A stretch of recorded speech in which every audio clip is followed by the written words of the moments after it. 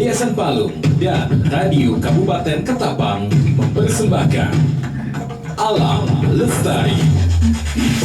Bersama melestarikan alam untuk keberlanjutan masa depan. Salam Lestari. Assalamualaikum warahmatullahi wabarakatuh. Selamat pagi menjelang siang pendengar. Terima kasih Anda masih setia menyimak siaran kami di kesempatan siang hari ini. Pagi ya, maaf. Oke, pengennya cepat siang aja. Baik, pendengar Radio Kabupaten Ketapang tercinta dimanapun berada, dimanapun siaran kami dapat Anda dengarkan, yang tentunya saat ini sedang beraktivitas maupun sedang melakukan hal-hal rutinitas Anda dimanapun berada.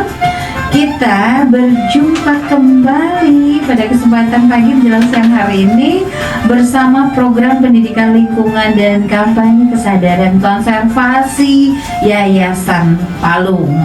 Dan Kamis 11 September 2025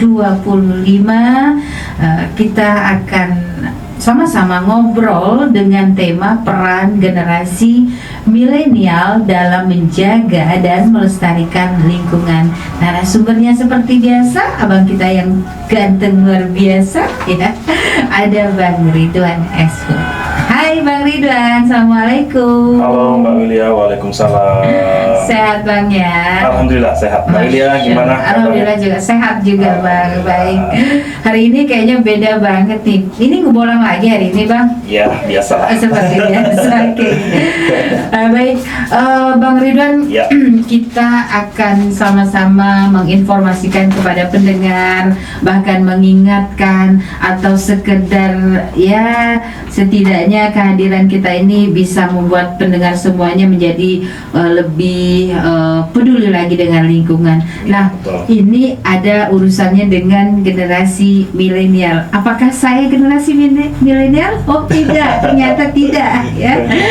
Oke. Nah, Bang Ridwan, Ya. apa itu yang disebut dengan atau yang dimaksud dengan generasi milenial? Silakan Bang Ridwan. Baik, terima kasih Mbak Wilia.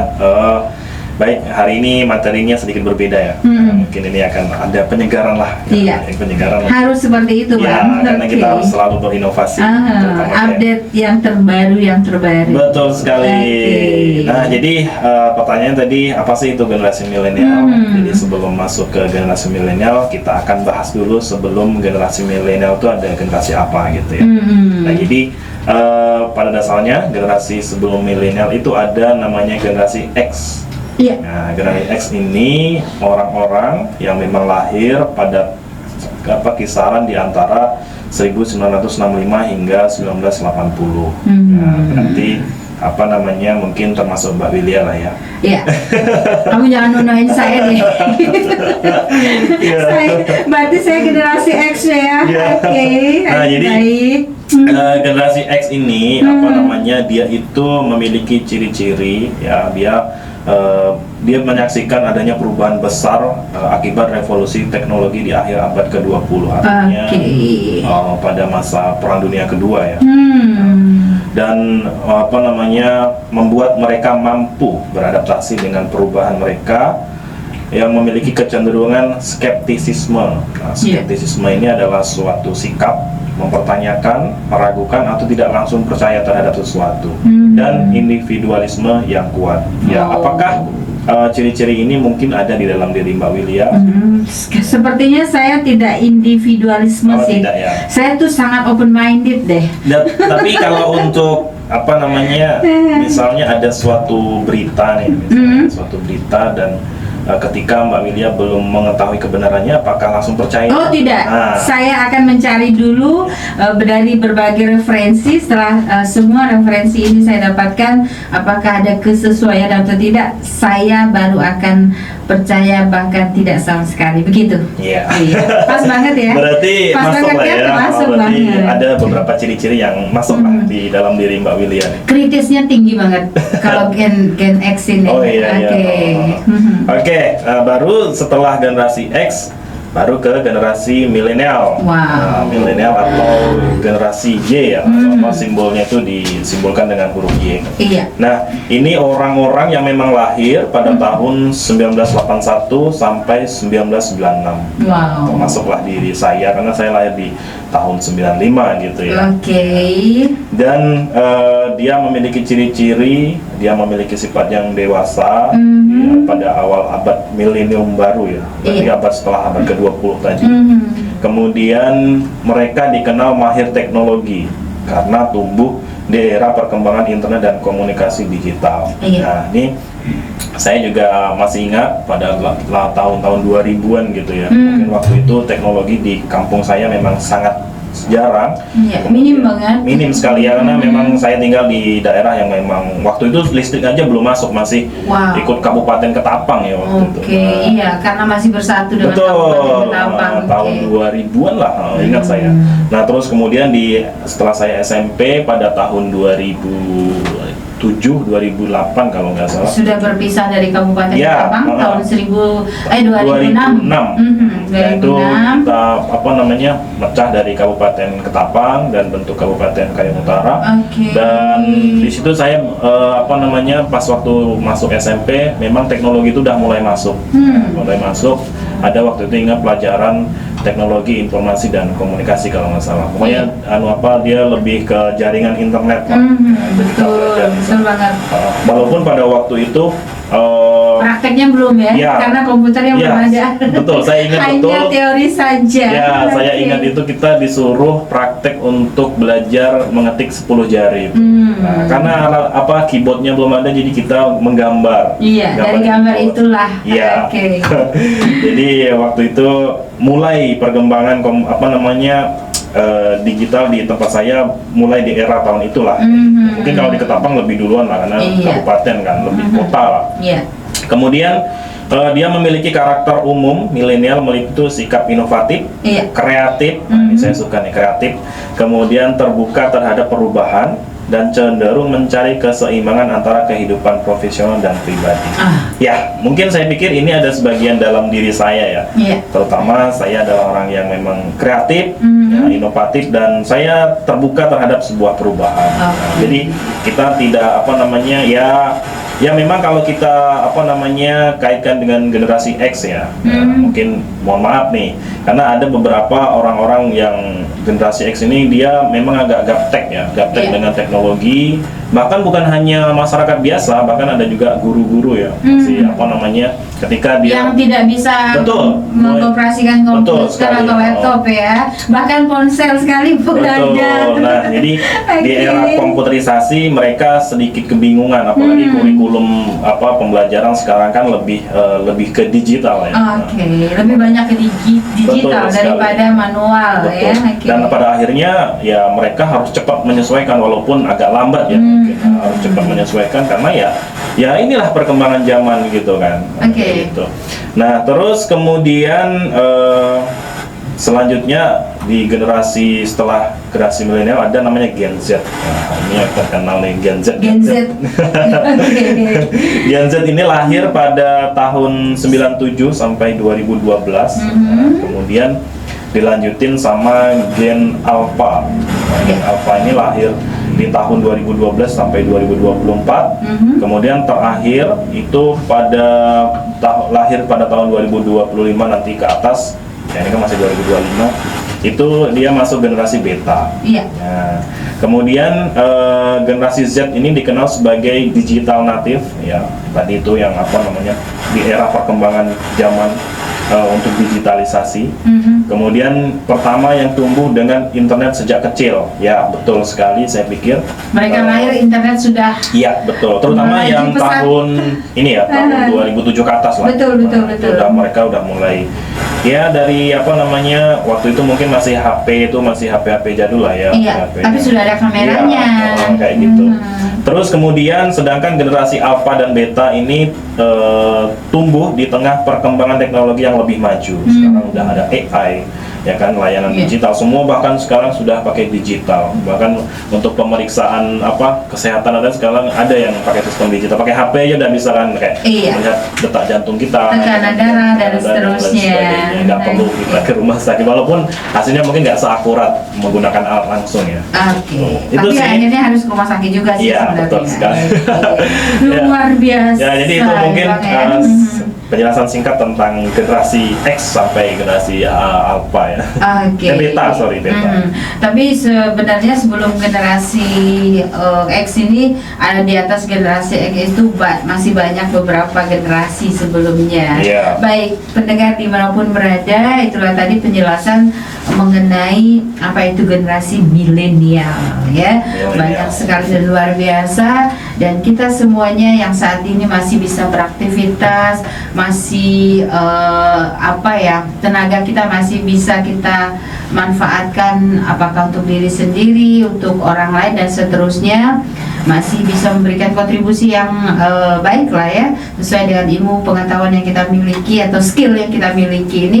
Bersyukurlah walaupun kita ada di generasi X misalnya, seperti contohnya saya.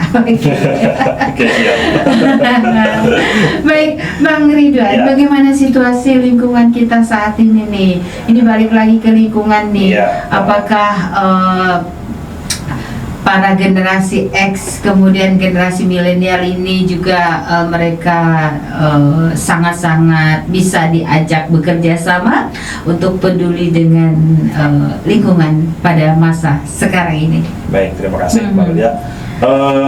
Pandangan saya sebagai generasi milenial terhadap situasi lingkungan kita saat ini, kita harus menyadari bahwa di era pada Orde Baru, memang hutan kita waktu itu memang hilang habis-habisan, karena pada zaman presiden kita yang kedua memang lagi gencar-gencarnya untuk membangun Indonesia setelah pasca dari merdeka dari penjajah kayak gitu. Kita hilang habis-habisan, kemudian banyak hutan kita yang ditebang, kemudian kayunya dijual sampai ekspor. Ya itu salah satu yang mendongkrak ekonomi kita kayak gitu. Kemudian pada tahun 2004 ketika eranya Pak SBY, semuanya itu dihentikan. Saya ingat betul waktu itu, kebetulan orang tua saya waktu itu memang kerja di somil ya.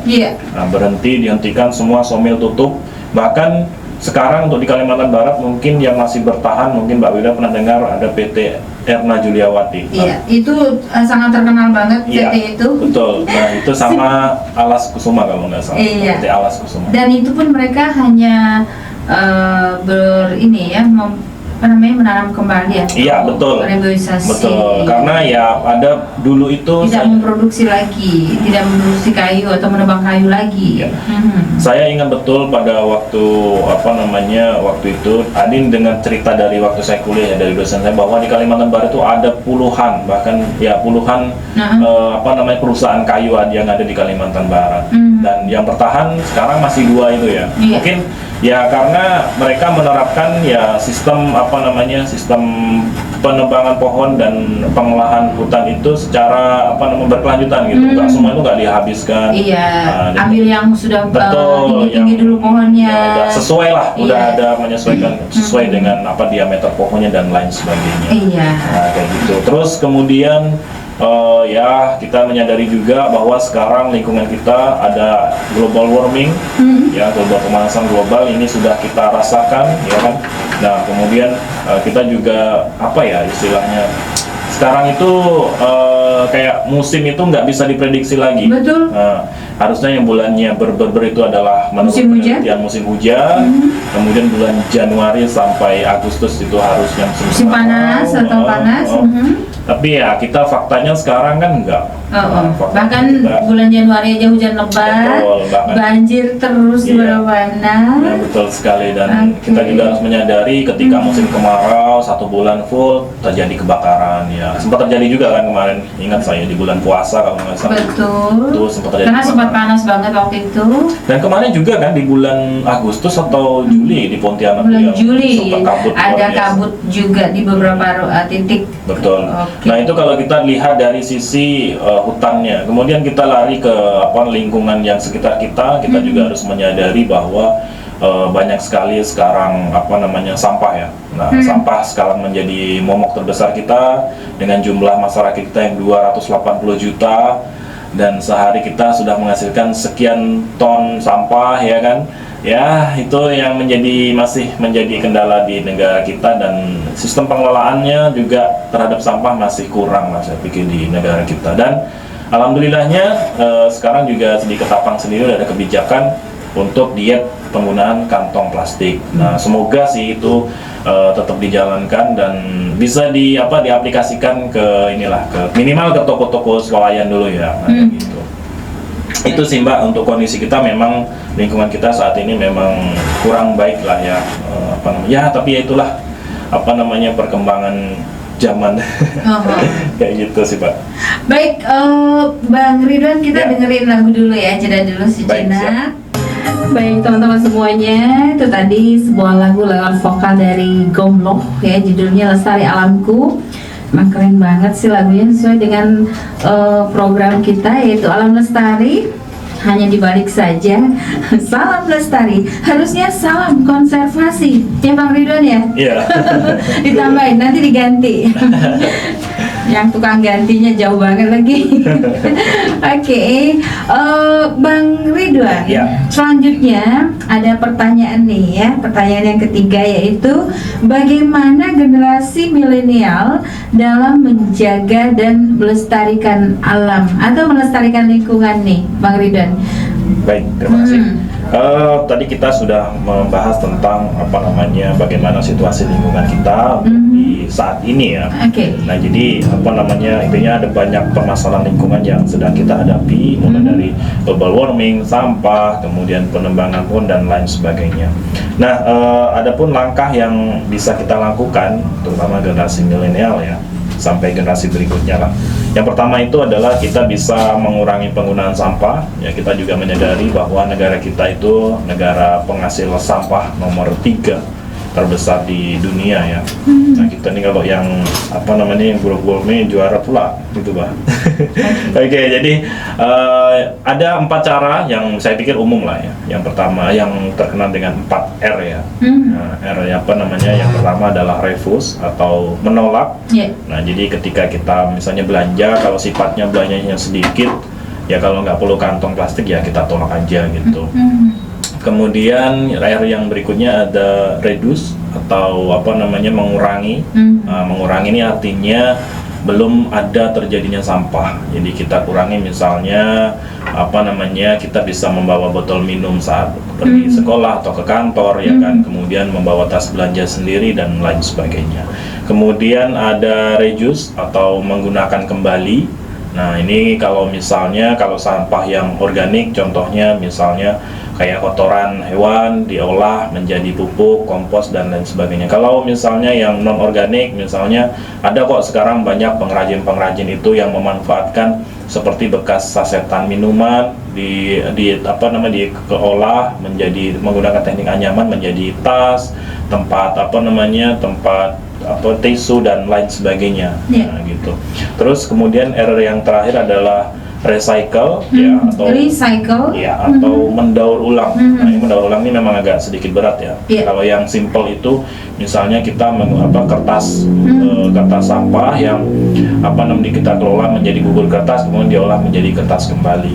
Nah, intinya mendaur ulang ini adalah kita membentuk sesuatu yang memang awalnya itu adalah bentuk tersebut. Nah, misalnya kayak botol air mineral kemudian diolah menjadi botol kembali. Artinya itu perlu teknologi ya. Teknologi yang canggih dan harus bekerja sama dengan perusahaan.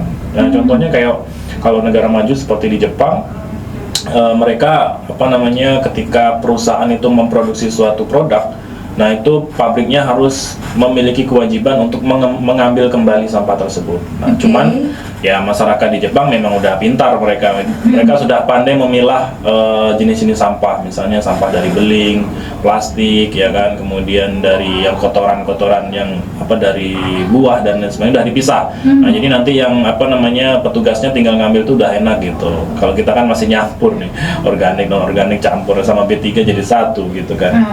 Nah, itu yang pertama. Sampahnya juga cuma 1. Ya itu sih. Tapi ya udahlah. Tapi nggak nggak apa-apa. Intinya kita harus selalu memberikan edukasi ke masyarakat. Masalah mereka itu melakukan danya, intinya kita harus bisa berusaha semaksimal mungkin. Ya, apalagi kita memang orang lingkungan gitu ya. Betul sekali. Terus kemudian selanjutnya ada hemat energi. Ya, kita juga harus menyadari bahwa energi ini yang terbarukan itu apa namanya, memang energi yang kalau terbarukan itu dia memang tidak mudah habis ya. Misalnya ada pembangkit listrik tenaga air, tenaga surya ya kan, kemudian apalagi ya satunya itu. Nah pokoknya intinya dia memanfaatkan tenaga itu nuklir juga, macam-macam sudah lah. bisa. Nah terus kemudian ada juga tenaga kalau di daerah kita, terutama Kabupaten Ketapang dan Kalimantan Utara, mungkin sekarang kita masih menggunakan tenaga diesel ya. Nah, jadi dia memanfaatkan solar, kemudian solar kita tahu asalnya dari fosil, ya lama-kelamaan juga akan habis gitu. Nah, jadi langkah yang bisa kita lakukan ya kita hemat energi. Misalnya kalau misalnya teman-teman pas ngecas HP dan lain sebagainya, kalau udah penuh ya udah langsung dicabut pengecasnya, jangan sampai colok terus.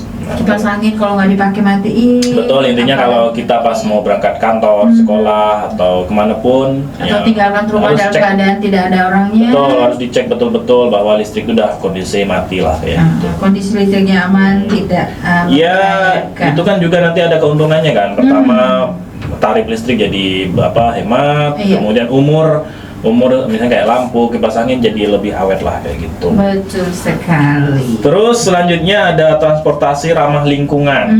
Ini iya. nih. Ya mungkin kalau sekarang udah jarang sih saya naik sepeda. Tapi kalau saya dulu dari SD sampai SMA naik sepeda, jadi kayaknya udah cukup pas deh. Transportasi ramah lingkungan. Iya. Ternyata anak-anak sekarang Udah pakai listrik sekarang. Iya, pakai listrik itu juga harus. Tapi sebenarnya ya pemerintah selalu berinovasi. Mereka juga mengatakan bahwa sepeda listrik, motor listrik itu lebih ramah lingkungan katanya. Ya betul, secara ini betul. Tapi kita harus tahu dulu mereka perlu energi. Iya, sumber listriknya dari mana dulu nih? Sama aja sebenarnya. Sama aja. Tapi sebenarnya jadi yang lebih tepat tuh naik sepeda. Jadi nanti saya dari Kayong ke sini naik sepeda. Berapa lama itu nanti? Belum sampai sini dah Thailand dulu ya. Iya, berangkatnya maghrib ya, habis maghrib. Ya intinya bijak aja sih, menurut saya bijak dalam menggunakan alat transportasi lah. Jadi kalau sifatnya dekat, hanya misal 10 meter pun naik motor, itu sih saya pikir kayaknya malesnya kelihatan betul gitu. Bang Ridwan, Ya. apa coba selain sepeda, Bang Ridwan inget nggak? Atau bahkan sering naik kendaraan ini waktu kecil, pernah ingat nggak apa coba? Apa ya? Beca. Oh, beca. Oh. Nah, tadi ketika saya turun dari rumah menuju ke sini itu saya ketemu bapak-bapak masih mengayuh beca. Becanya bagus banget, dicat sedemikian rupa. Tidak ada penumpangnya. Rasa-rasanya saya ingin turun untuk sekedar tanya jawab, tapi saya tunda. Mungkin bapaknya ingin cepat menuju ke suatu tempat. Tapi pagi ini saya melihat ternyata di Ketapang ini masih ada becak. Masih ada ya? Masih ada. Ya, saya lihat kalau misalnya pas ke Pontianak, becak itu sekarang dimanfaatin masyarakat bukan untuk penumpang, tapi mereka barang. lebih barang. Iya. Nah, misalnya dari pasar, pulang ke rumah angkut dia. sayuran dan lain sebagainya. Betul. Ada satu lagi kendaraan, tapi di sini nggak ada sih. Yaitu delman ya. Oh, ya, delman. Dokar. Saya pernah naik itu waktu zaman kecil di Jawa sana. Dan itu dia transportasi tradisional sih menurut saya. Iya, di Jawa memang masih banyak sekali karena dokar atau delman ini kan harus ditarik oleh kuda. Betul. Sedangkan di Kalimantan Nggak ada untuk kayaknya. membawa kuda ada beberapa orang-orang tertentu yang punya kuda sih di Kalimantan. Tapi biaya perawatannya Iya sih, mahal dan lain perawatannya sebagainya. mahal. Dan ya kita tahu jalan di tempat kita ini kan banyak lubang-lubang. Iya. Kalau Jawa kan jalan udah bagus lah. banget. Dan ada satu lagi selain delman yang ditarik sama kuda, Apa tuh? ada tuh namanya pedati. Nah, zaman dulu itu pedati itu mirip sama delman. Tapi lebih bedanya apa? kepada mereka ini untuk mengangkut hasil pertanian di pedesaan di Pulau Jawa itu, dan yang nariknya kerbau, ya? bukan kuda, ya itu Iya dinamakan pedati. Betul, Ya. iya sih. Kalau kerbau kita Anak-anak milenial nggak tahu ya pedati ya. nggak tahu saya. Tapi tahu. saya tahunya itu kerbau itu biasa dimanfaatin untuk membajak sawah. Kerbau sapi, betul, nah itu iya. tahu sih. Tapi kalau untuk itu belum. Belum ya, belum tahu ya. Nah, pedati ini ditarik sama kerbau, Bang Ridwan. Nggak tahu sekarang masih ada nggak sih? Sepertinya mungkin kalau di Pulau Jawa Masih, mungkin masih ada ya, karena kayaknya udah jarang terekspos kayaknya. dulu di waktu saya kecil-kecil di belakang rumah itu ada sawah.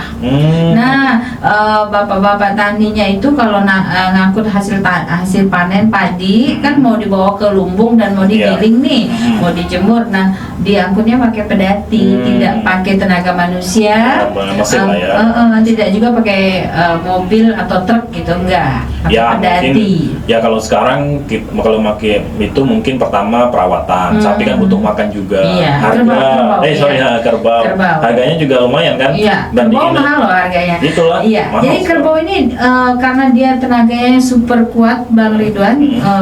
Selain dipakai untuk membajak sawah juga itu tadi tarik pedati. Oke, kita lanjut Oke, Bang siap. Ridwan. Oke, lanjut.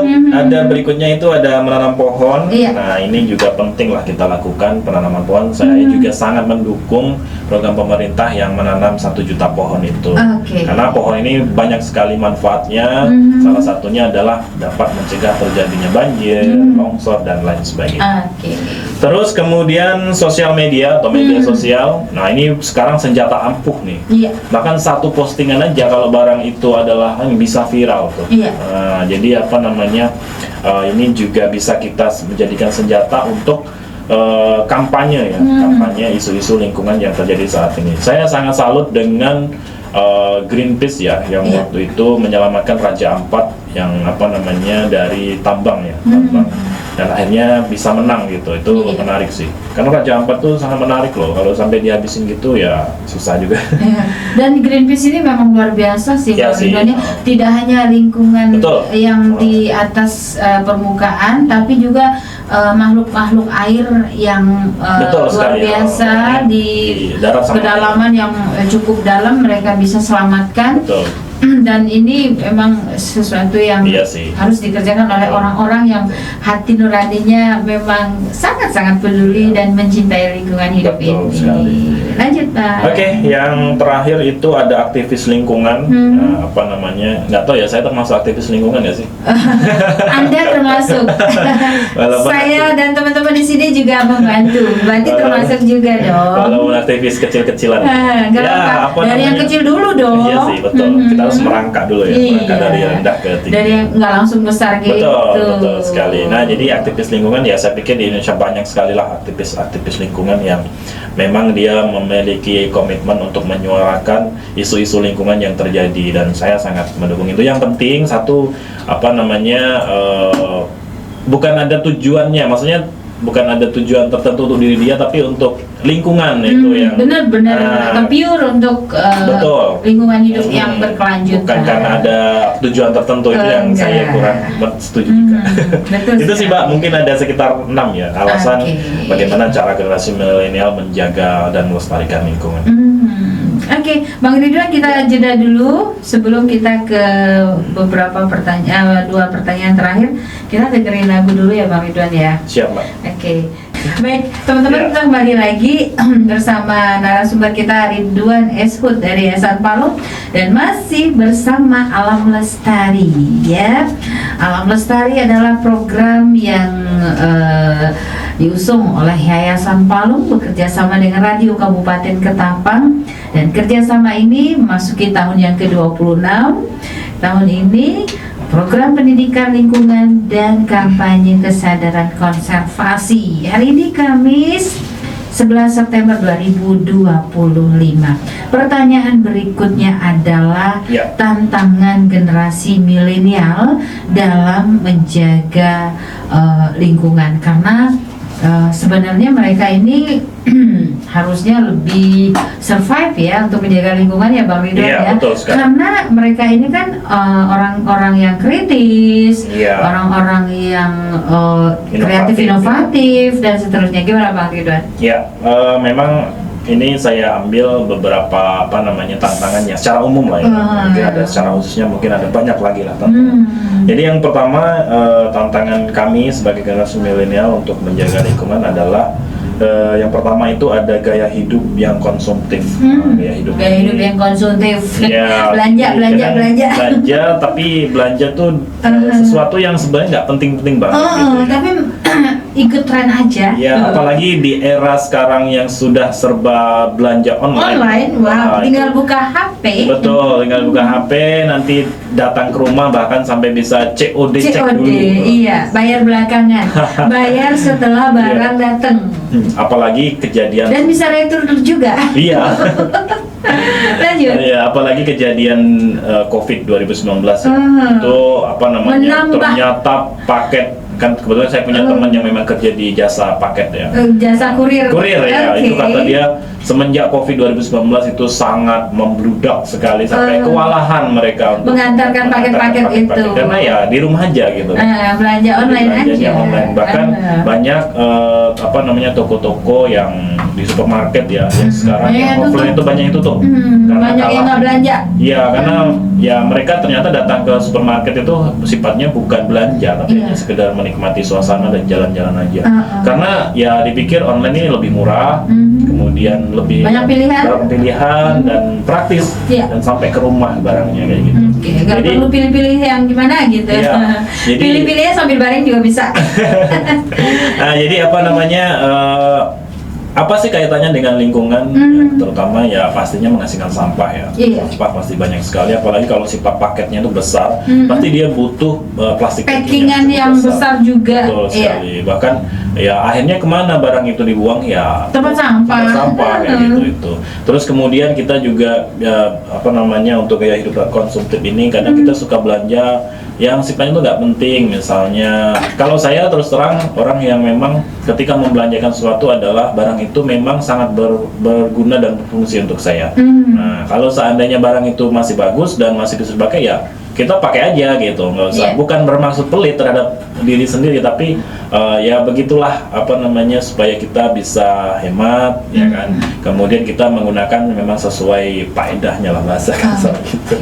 Oke, terus selanjutnya kurangnya kesadaran lingkungan, ya ini juga apa namanya, saya sebagai orang yang memang bergerak di bidang lingkungan selalu memberikan edukasi ke siswa, ke masyarakat bahwa untuk menjaga lingkungan itu sangat penting sekali kita lakukan kayak gitu. Terus kemudian keterbatasan ekonomi dan pekerjaan ya. Nah, ini juga banyak teman-teman saya yang sarjana kehutanan yang apa namanya kadang bekerja itu tidak sesuai bidangnya. Nah, bahkan padahal kalau menurut apa namanya di bidang kehutanan sendiri, salah satu perusahaan lingkungan itu adalah tambang, ya kan, apa namanya, perkebunan sawit yang skala besar. Tapi faktanya juga masih banyak teman-teman yang bekerja di situ gitu ya. Ini tidak bisa kita munafikin ya, karena semua orang itu butuh biaya, butuh makan, butuh menghidupi keluarganya, dan butuh pekerjaan. Dan pekerjaan yang memang di bidang lingkungan itu saya bilang ya masih bisa dihitung lah, lebih daripada yang lainnya kayak gitu. Jadi kadang itu yang membuat keterbatasan ekonomi dan pekerjaan pengaruhnya dengan lingkungan. Terus kemudian beban masalah lingkungan warisan, yang saya bilang tadi bahwa di apa namanya, di era setelah Orde Baru itu kita kehilangan hutan yang cukup besar. Bahkan terakhir tahun 2015 kita kehilangan hutan itu sekitar 15, sekian juta hektar. Wow, luar biasa banyak, luar biasa luasnya ya. Iya, betul sekali. Dan apa namanya, kadang ini pengelolaannya, sistem pengelolaannya yang kadang kurang baik. Padahal suatu perusahaan ketika dia melakukan izin, dia harus ada AMDAL-nya, ada analisis dampak lingkungannya. Nah, tapi faktanya kadang apa namanya, ini nggak sesuai dengan SOP. Makanya banyak temuan-temuan yang apa namanya, ya nggak sesuai lah dengan ini kayak gitu. Jadi itu yang menjadi tugas berat kami juga sebagai generasi milenial, supaya bisa mengembalikan lagi lah hutan lingkungan yang lebih walaupun asli. tidak bisa 100% seperti sebelumnya, paling tidak ya beberapa puluh persen begitu. Betul Ya Pak Ridan ya. Bahkan ada juga kan kita menyadari bahwa saya pernah bukan mendatangi, lewat aja, sekedar lewat di sebuah pertambangan. Iya. Di situ sejauh mata kita memandang Semuanya tidak ada pohon satupun, dan pohon itu nggak bisa hidup. landai begitu saja ya. Betul. Oke. Semua tuh hanya hamparan tanah yang paling sudah kelontang yang iya. ya Ada kolam-kolamnya juga mungkin. betul. Jadi sangat sulit untuk padahal biasanya tumbuhan tuh paling gampang loh. Iya. Saya pernah tadi kebakaran, pasti ada jenis-jenis Iya. tumbuhan yang bisa Yang bisa langsung tumbuh sendiri. betul. Ini tuh nggak ada sekali. Karena gitu. ada suatu zat yang langsung mematikan Betul, zat bibit-bibit kimia. mereka Betul. ya. Di situ juga kolam-kolam yang lebar-lebar itu ada ikannya nggak sih Bang? Ada sih Ada ya, kira-kira ikan ada. asin. Baik, Iya. jadi untuk apa lagi coba ya itu. Kemudian ketika musim hujan Iya. air juga Banjir, tidak bisa pasti. ditampung dengan maksimal ya kan nggak Bang bisa ya. dikonsumsi juga ya, pasti. Tidak bisa dikonsumsi juga, dan apapun tidak bisa ditanam lagi di sana. Betul. Iya, dan Iya. ditinggalkan begitu saja Betul sekali. oleh yang tanpa ada pertanggungjawaban dari iya, pihak. yang merambahnya. Betul sekali. Yang Itulah. terakhir Bang. Oke, yang terakhir untuk tantangan kami adalah jumlah populasi Iya, manusia, wah. jumlah populasi manusia ya. Hmm. Ya, kita menyadari jumlah populasi makin meningkat, makanya lu saya Lahan lupa, makin ya. sempit. Saya lupa di tahun berapa pemerintah gencar-gencarnya untuk menerapkan KB. Ya, Yang program keluarga berencana. Lupa. Saya bukan lupa, tapi nggak tahu. Tapi sampai saat ini masih, Masih ya? Bang. Masih. Mulai tahun masih berapa banget. gitu, kayak mungkin Ya, pada tahun 80-an ya. 80-an. Iya, 80-an. Oke. Nah, itulah ya, ada Kalau sih, zaman ada sih. mamahnya saya belum ada itu. Jadi anak mama saya itu ada 7. Banyak. Orang tua saya juga banyak, ada saya 5 saudara. Kami 7 ya, lebih 2 dari Bang Ridwan. Oke. Bahkan ada yang 10 anaknya ya kan. Iya, ada yang belasan bahkan. Betul sekali, Oke. ya, itulah. Dan program KB ini ada sebagian berhasil ya, ada juga yang enggak. Tapi dampaknya program KB ini adalah ketika mereka masuk ke SD. Jadi kadang siswa itu di SD itu satu kelas ada yang hanya 15, harus kalau zaman saya dulu bisa 30. Iya, betul. Ramai sekali. Artinya Zaman program- saya 35 orang satu kelas. satu Saya ingat kelas. banget waktu sekolah dasar itu sampai kelas 6 SD itu 35 38. Banyak banget. Ya itulah makanya apa namanya jadi sekarang program itu kayaknya cukup berhasil ya, walaupun nggak merata Berhasil banget. tapi berhasil. Ya, Lagi pula perempuan-perempuan zaman sekarang kan banyak yang Betul. perempuan yang Ya, berkarir lah, berkarir ibaratnya. ya. dan mereka kayaknya anak 2 tuh udah cukup, apalagi bisa sepasang. Bahkan ada yang gitu kan. udah 1 aja katanya. Ada tuh teman kita 1 Iya. aja katanya. Oke. Oke, jadi intinya jumlah populasi pasti akan mempengaruhi sumber daya alam. Semakin banyak sumber daya manusia, pasti sumber daya alam yang dibutuhkan juga cukup besar. Itu sih Mbak Wilia. Iya, yang terakhir Bang Ridwan, Ya. pesan-pesan dari Bang Ridwan Ya. yang sudah luar biasa menjadi aktivis lingkungan ini sudah bertahun-tahun, kemudian sudah merasakan bagaimana tantangan-tantangan di lapangan. Pesan-pesannya Bang Ridwan ini untuk generasi atau Gen Z dan Gen Z Alpha ini, dan gimana Alpha. Bang? Nah, Agar mereka juga semakin hari semakin cinta nih sama lingkungan, Iya, betul. semakin peduli gitu. betul. Nah, kalau untuk generasi X, mohon maaf lah. Mungkin mereka lebih senior, termasuk Mbak Wilia lebih senior lah. Generasi X jangan diomongin. Ada di sini 1 orang nih. Oke, jadi pesan untuk generasi Z ya, atau Gen Z ya, atau Gen dengan Z dan apa. Gen Alpha. Berarti mungkin kalau masih tahun 90-an lahirnya, mungkin sekarang usianya udah 20-an ya. Tapi untuk Iya. generasi yang lahir tahun 2010 12. itu kan umurnya sekarang masih belasan lah ya, 15 belasan tahun. kayak gitu. Jadi apa namanya, untuk pesannya untuk terhadap lingkungan, kita juga harus menyadari bahwa sekarang untuk generasi Gen Z dan Alpha berada di era modern dan apa namanya digitalisasi, bahkan sekarang juga banyak berita-berita hoax yang melalui AI ya. Iya. Nah itu, jadi terhadap lingkungan ya, saya sebagai apa namanya orang yang memang bergerak di bidang konservasi selalu memberikan edukasi ke anak-anak, terutama kita mengenalkan hewan-hewan endemik yang ada di Kalimantan, karena banyak sekali anak-anak yang nggak paham nih, oh ini hewan apa, oh ini Iya. hewan apa. Jadi bahkan kita juga sampai menggunakan alat peraga. Biasanya- Foto-fotonya Ya, kita betul. perlihatkan. Bahkan kita ada Film-filmnya juga. satu apa namanya metode yang kita gunakan ketika ini adalah puppet show yang kita Iya. memainkan boneka. Bonekanya. Dan Oke. di situ ada cerita-ceritanya lah kayak gitu. Itu produksi bonekanya di mana itu, Bang?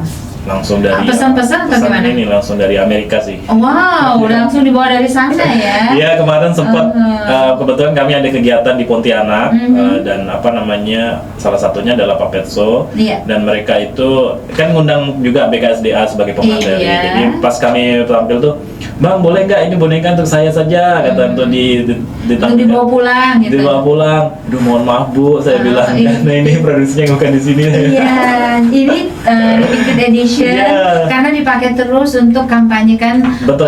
kepedulian terhadap orang hutan. Jadi nggak bisa diminta ya. Saya pernah apa namanya cek di apa namanya aplikasi online ya, Iya. belanja online itu. Ada nggak jual itu? Orangutan boneka ada sih, cuman nggak sesuai dengan keinginan Yang- kami gitu. Iya, nggak sesuai dengan apa yang Iya, kita kadang butuhkan di sini. warnanya beda gitu yang kadang membuat agak kami. pokoknya lain lah. Boleh dong Bang Ridwan pesenin satu ke Bu Sheryl ya. Buat simpen di sini aja.